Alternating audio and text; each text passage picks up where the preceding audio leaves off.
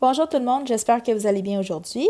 Aujourd'hui, comme vous avez peut-être vu dans le studio, c'est notre deuxième cours de 3 sur les conversions d'unités et aussi surtout les conversions d'unités de volume à capacité et vice-versa.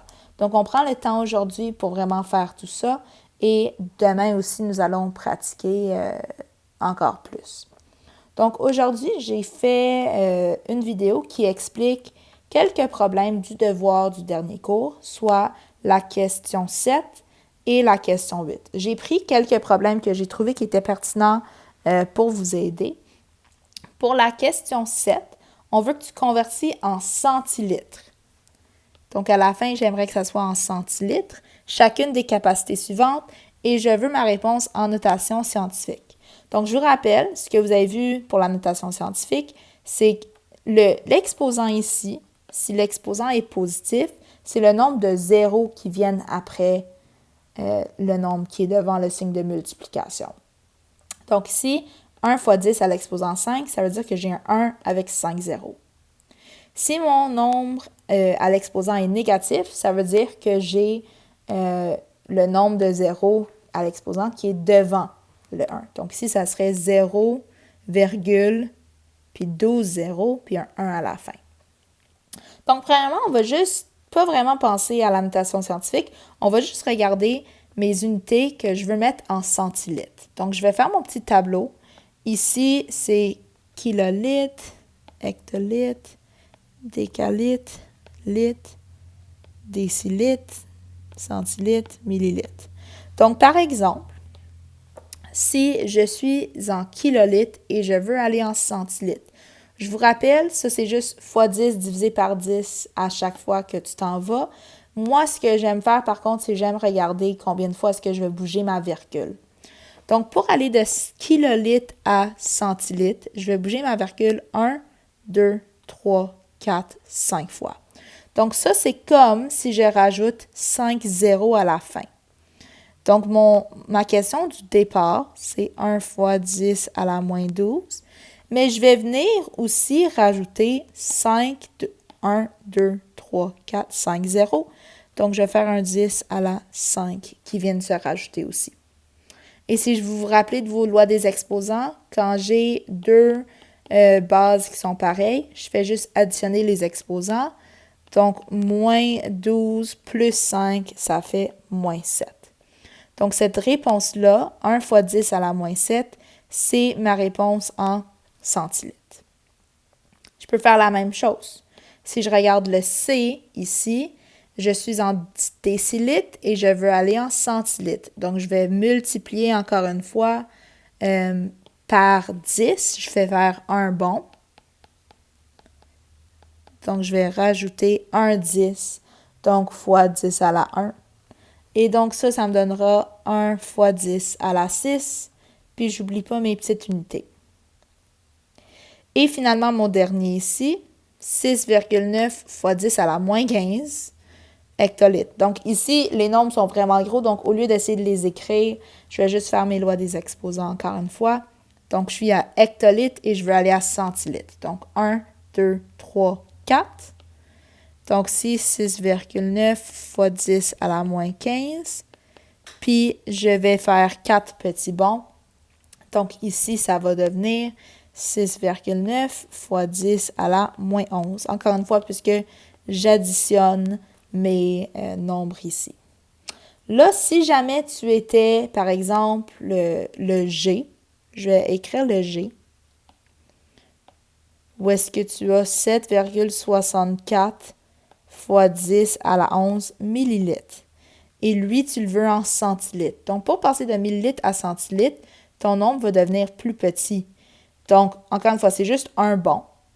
Donc, je vais juste faire 7,64 fois 10 à la 11. Je vais faire un bon, mais ici, c'est un bon vers la gauche. Donc, au lieu de faire fois 10 à la 1, je vais faire fois 10 à la moins 1.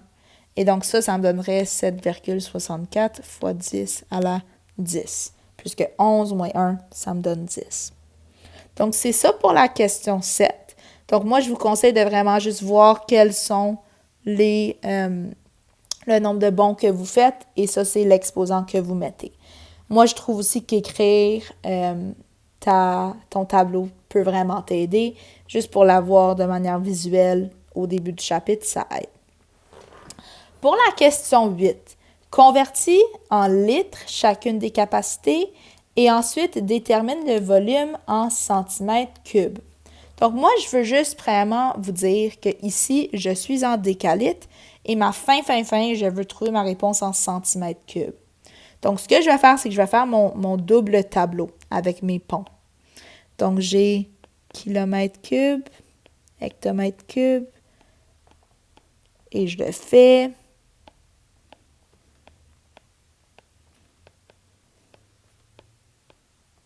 Millimètres cubes. Et je vais faire ma même chose, kilolitres, hectolitres, décalitres, litres, décilitres, centilitres, millilitres. Je vous rappelle, mes ponts fonctionnent comme ça. Donc, mètres cubes, désolé tout le monde, millimètres cubes et kilolitres, ils viennent ensemble. Ça fait un pont. Décimètres cubes et litres, ça fait un pont.